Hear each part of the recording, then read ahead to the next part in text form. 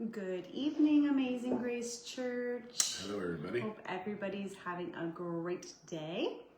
We had some much needed rain the last couple days.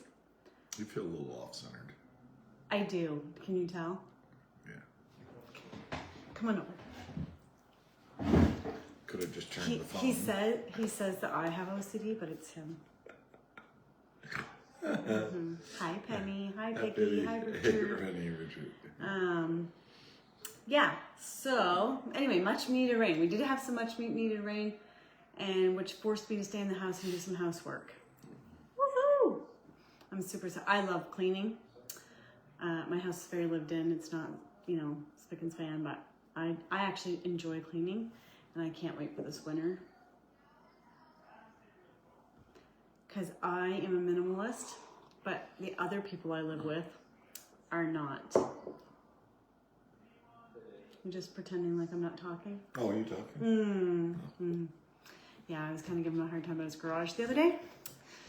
And yeah, anyway, we got a few things cleaned out of it. It's getting there. Well, did you take some stuff when I wasn't looking? Nope. I'm not going to have you mad at me for throwing things out. I'm someone who can throw things away really easy. Like, really easy. A little too easy, maybe. Anyway, we are going to start in the live feed tonight. It's going to be short and sweet, but before we do, we're going to give the week's announcements. I was going to do them separate this week, but I decided to do this together because we have some special stuff going on. So Together is better. no, I meant like separate video from the okay. live feed. Not without you. I was babe. all, feeling all puffed up. Now I'm feeling all deflated. Well, I want to do things with you. Yes. It's together. So these are our announcements. So listen closely. I'm doing it in the beginning because that's when you have the most viewers usually as they watch in the beginning. So There's no. What about this one? Still yes? Yeah, you can do that, yeah. Okay. I'm going to say Sunday, 5 o'clock, choir practice. If that is wrong, Barb, please tell us right now. I think it's right. Okay. Small groups are canceled because we are having special services. Very important, listen up. Tomorrow night is Thursday, the 23rd. Woohoo! Mark and Debbie Dunphy will be with us at 7 p.m. Friday, the 24th at 7 p.m. we will have the Dunphys again. Saturday at 6 p.m. Ching. with Mark and Debbie. Yep. And then Sunday, we have our 10 a.m. service, and we'll be having a 6 p.m. service with the Dunphys as well. So no small groups. It'll be an actual service with the Dunphys. So Mark and Debbie Dunphy, tomorrow, Friday, 7 p.m. Saturday, 6 p.m. Sunday, 10 and 6 p.m. Be there, be square. Honestly, guys, bring someone out with you. The Dunphys are wonderful people. We really love them. They're really, really sweet. They're very genuine. Please, if you know somebody who wants to just get out and have a night of laughter, because Mark can be quite funny, and just hear something special from the Lord, and just bring someone with you. Bring a family member, bring a friend, someone who's never been to church before. Bring them out. Let's get the gospel out there, and Yes, because it's short. It's important. Work while it is yet day. Yes. So also Tuesdays. So this Tuesday coming, we have youth group from ages 10 to 12, and at the same time, and it's from 6:30 to 7:30.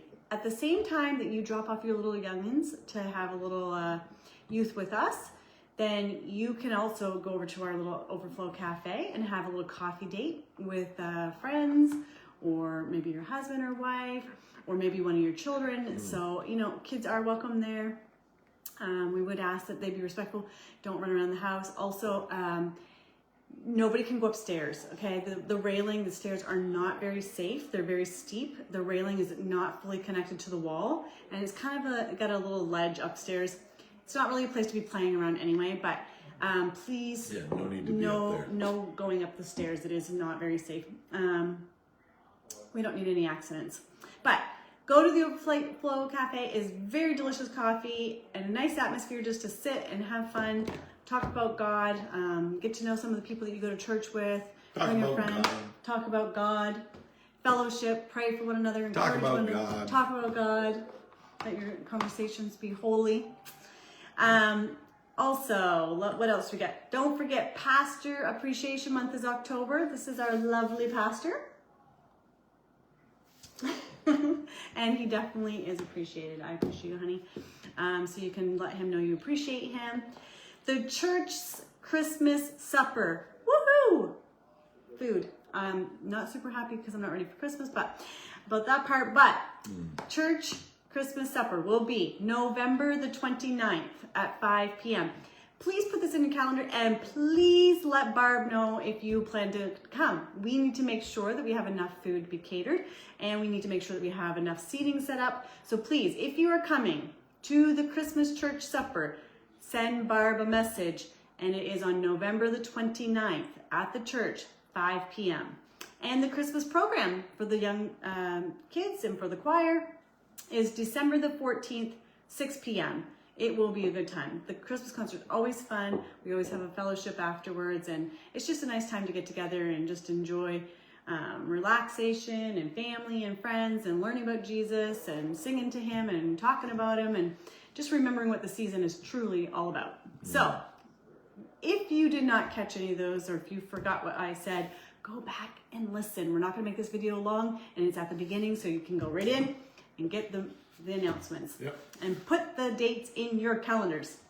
Yeah. And we'll see you tomorrow night at 7. That's a very good job.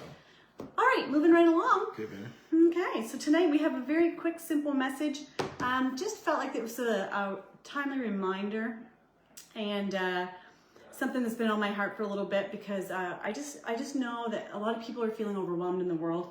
I know I've had different people say to me that they feel overwhelmed with everything going on in the world, but you know what? It's a beautiful time. Mm-hmm. God is actually moving, even though things feel like they're stirred up and there's controversy and stuff. I've never seen more people talking about the Lord. I've never seen Facebook so full of, well, actually, let's back up. I really never looked at Facebook until now that I'm home. I actually go on and look a little bit now.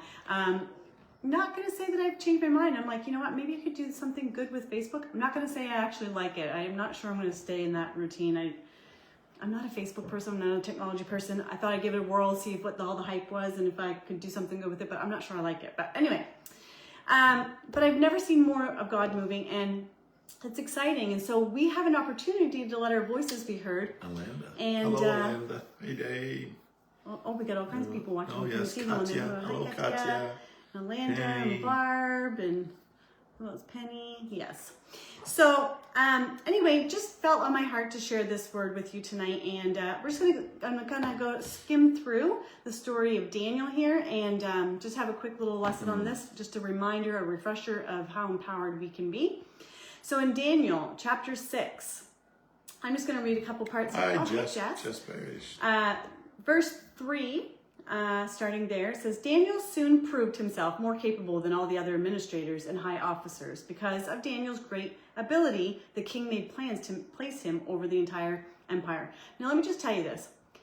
If you are a child of God, and you are honoring God, and you are faithful to God, and you are living righteously before the Lord and being obedient, you will find favor with the Lord. Mm-hmm. You are not to seek favor with man.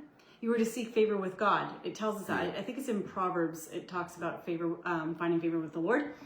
I might be wrong there, but I think it's in Proverbs. And it says that once you find favor with God, He'll help you to have favor. Hi, Vicky. With man. So it's interesting that this is exactly what happened with Daniel. Daniel was a righteous man. He was had great ability. He was always doing what was right, and so he found favor with his boss. So I want to encourage you tonight that if you are living right for God, you can find favor with the people that you work with. You can find favor with the people that you work for, the people who are over you. So it says in verse 4, it says, Then the other administrators and high officers began searching for some fault in the way Daniel was handling government affairs. Interesting, eh? So he gets favored. They don't like it. Jealousy is a horrible thing. Pride is a horrible thing. And that's just what's happening here. Daniel is succeeding, and the people around him are like, oh, I don't like this. We want to be in power. And they were jealous and prideful. So, but they couldn't find anything to criticize or condemn because he was faithful, always responsible, and completely trustworthy. I love that part. I like it because this is all in the NLT. And I love that they say that he was completely trustworthy. So here we've got a government worker. Think about this, guys. We have a government worker. And I want you to think, because you know what? We have a lot of people in our church who are government workers. If you work in a school system, if you work for a bank, if you work for the actual government, if you work for DOT, if you are a government worker of any sort, think about this for a minute. You can be a trustworthy government worker. We're always complaining about our government.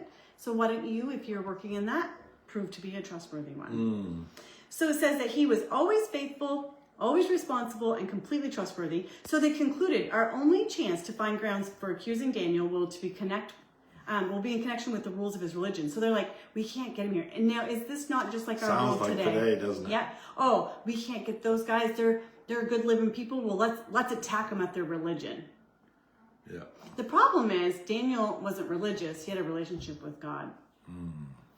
So I'm going to skip down to verse 10. Sorry. It says, but when Daniel learned, because at this point they had said, you know what, let's get him. So they said, let's make it so that we can get the king to say that people, I'm paraphrasing it now because I don't want to go through all that part. It's not the important part of it right now. That he was going to be worshipped only. They were going to have, him to be worshipped for the next 30 days. And so when Daniel learned that the law had been signed, he went home and he knelt down as usual in his upstairs room with his windows open towards Jerusalem, and he prayed 3 times a day, just as he had always done, giving thanks to his God. So one thing about being a righteous, God-fearing person. He didn't close the blinds. That's right. He didn't hide. He wasn't ashamed. He was bold and said, you know what? I'm going to please God, because that was how he found favor with the man in the first place, was finding favor with God. Yeah. It's always important to stay in the favor of the Lord and to do what is righteous. God honors righteousness. That I'm a firm believer in that, and that's exactly what's happening here. So Daniel said, when you read about Daniel, he's not a prideful man. He is very humble. He's actually quiet. When I picture who Daniel is, I just pictured him being someone who's just very chill. And like, you know what, he doesn't rock the boat, but yet I feel like that when he spoke, that people listened. I feel like that when he did work, that people were like, wow, like this guy, he stands out. I think that he had a confidence about him, but he wasn't cocky or arrogant. I think he had a confidence through the Lord.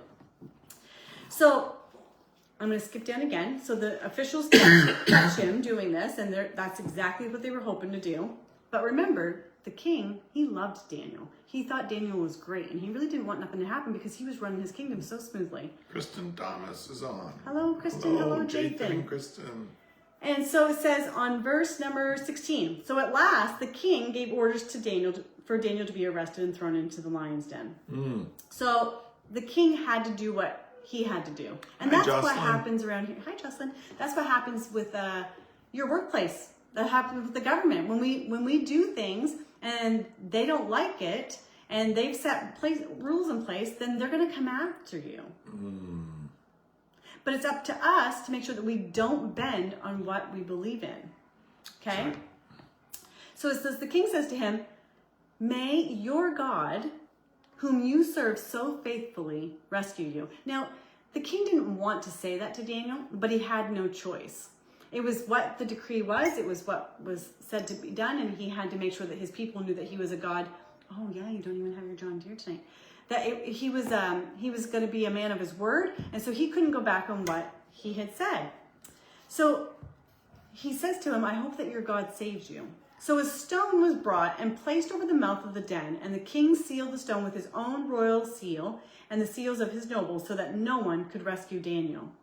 Then the king returned to his palace, and he spent the night fasting. So this is a man who doesn't even know the Lord. He's not serving the Lord. He's got everybody worshiping him. Right, he's got everybody worshiping him. But yet, he goes back and he's like, I'm not going to take no pleasure in anything. It says that he doesn't even have his normal... Well, I think that the Lord bothered him. I think that, because God does visit him, right, in a dream, I believe. Nope. No. Nope. So it says that he refuses his usual entertainment and could not sleep all that night. Very early the next morning, the king got up and hurried out to the lion's den. When he got there, he called out in anguish. So he was thinking that Daniel was gone. He didn't want anything to have happened to Daniel, but he was thinking, oh man, I think this guy. So, I'm sorry, did you need that? So he yells to him, and he says, Daniel, servant of the living God. So now it's not just Daniel, your God, but now he's saying, you're a servant of the living God, which I find is interesting that he actually is acknowledging now that maybe there's a God. He said, was he able to rescue you from the lions? And Daniel answered, I like this, long live the king. So he's letting him know, I'm not upset with you, king. You can let the people know that you work with, you're not upset with them because they've had to make rules. He said, but my God sent his angel to shut the mouths of the lions so that they would not hurt me. For I have been found innocent in his sight, and I have not wronged you, your majesty. So standing up, hi Shelley, standing up for what we believe in, for the Lord, makes us righteous in God's eyes, even if we have to go against what the world says we need to do. We're not wronging them because we're doing what's right in God's eyes, because God ultimately is what governs the world. And I love this because, actually I'm going to finish this off and then I'll finish. Okay, so the king was overjoyed and ordered that Daniel be lifted up from the den. Not a scratch was found on him, and he had trusted in his God. I just want to tell you something right now. When you do what's right and you go and I'm talking workplaces right now, and like wherever you are in your run of a day, like whoever you're surrounded with during the day, because that's what I felt like this message was for. That you don't have to worry about being quiet. You don't have to worry about how you live. You can be bold for the Lord, and the Lord will shut the mouths of lions. And sometimes the lions are your bosses. Those are the mouths that are going to be shut. Sometimes it's your friends. Sometimes it's your acquaintances. Sometimes it's family members that when they come against you and the people are saying, you know what, I don't know if I agree with how you live. I don't think that what you're making this decision is right. And I don't think that you should just kind of go with the flow, or you should soften things a little bit. I think that when we say, no, I can't, I'm sorry, I'm not trying to be hurtful towards you or anything, but I love God more than anything, that the Lord will come and he'll silence them and lift you up. And when you do, because the next part is really important and really powerful, is that when you do what you do, whether right or wrong, it affects your family. What you allow into your life affects your family. What you do at work and how it will come back and how it reflects on you at work will affect your family. Because it says that he gave orders to arrest the men who maliciously accused Daniel. Then he had them thrown into the lion dens along with their wives and children. Yeah, they were all affected. So Daniel, it doesn't talk about Daniel having a wife or a kid, but if Daniel has a wife and kid, his family's all been spared. But the people who came against him, their wives and their children were affected. So what you bring into your life, what unrighteousness that comes into your life, that you allow, that you promote, it will affect your household. So be careful of that. And then it says that the lions leaped on them. So there wasn't even a hesitation. The lions were hungry. Well, they were hungry because they had fasted all night. That's right. Daniel wasn't enough lunch. And it says they tore them apart before they even hit the floor of the den. So when you allow unrighteousness into your life, when you decide that you're going to go against God, you better be careful, because what happens to you and your family can make you very ripped apart before you can even have a chance to settle down and try to put your feet back firmly on the ground. And I hope you understand what I'm saying there. But I want to encourage you tonight. Actually, I'm going to finish this off and then I'm going to be That's done. what you keep saying. I know. So I really like the story and there's so much to it. I'm trying to keep it simple tonight. So down to verse 20, is that 28? I can't see. 26. Okay. I decree that everyone throughout the kingdom should tremble with fear before the God of Daniel. So the king gets a revelation here. He gets to see, wait a minute, I'm sorry, but if I was thrown into a lion's den, and I was spared. And then the people behind me like got ripped apart before they even hit the ground. And people saw that. I would hope that they would understand that God is real. Yeah, Daniel started walking through the palace going, doom, doom, doom, doom, can't touch this. You're funny. So then it says, for he is the living God, and he will endure forever. His kingdom will never be destroyed, and his rule will never end. This is the king saying it now about the Lord, because he understands that he's the King of Kings. He rescues and saves his people. He performs miraculous signs and wonders. This king got to see amazing testimony because of Daniel.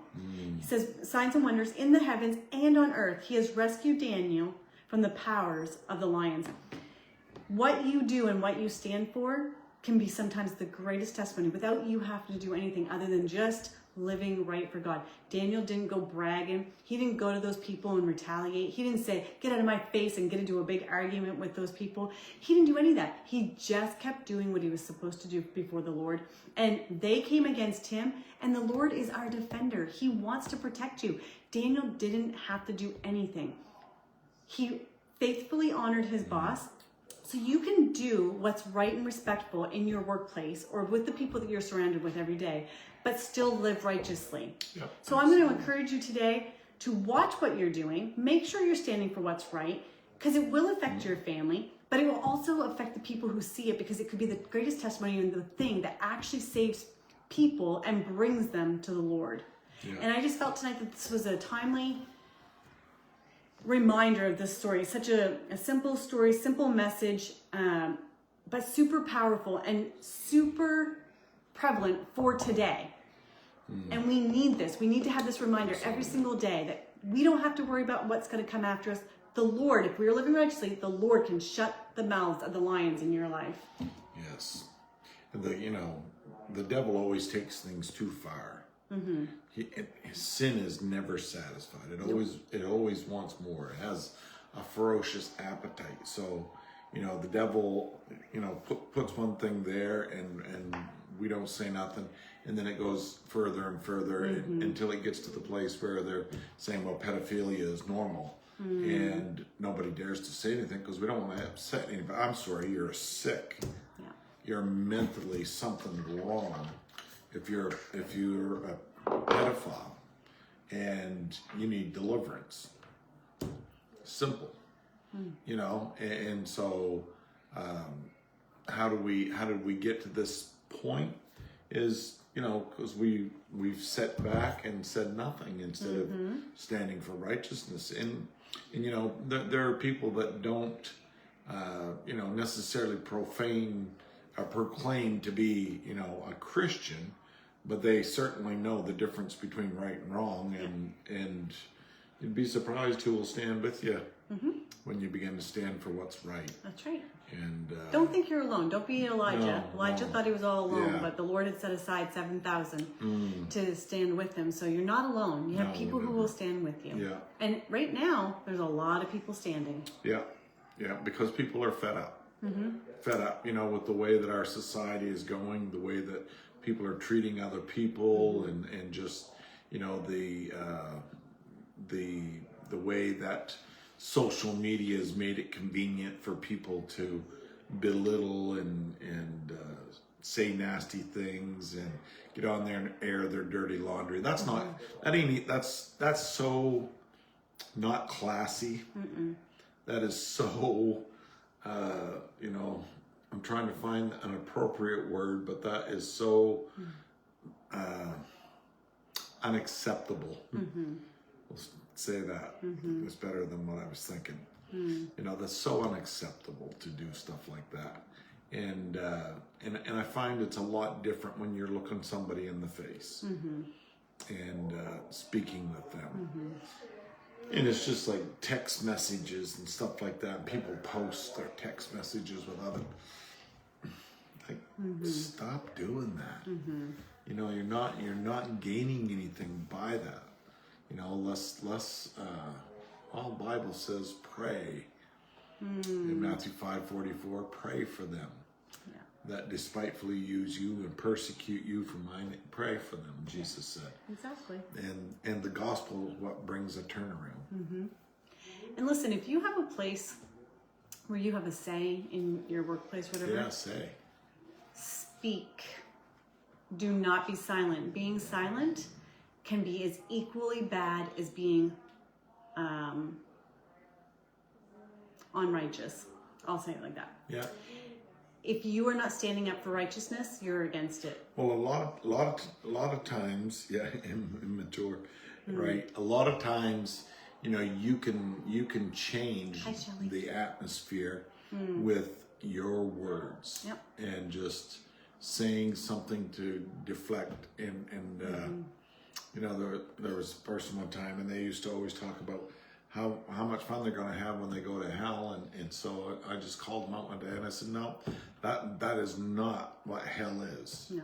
This is what hell is. This is what the Bible says. It was never made for man. It was made for the devil and his angels, but because man rejects God and his ways, hell enlarges its border daily. And I never heard that individual ever say that again. So you can have influence on people around you, and just sometimes exposing them to the truth. It's amazing what people do not know.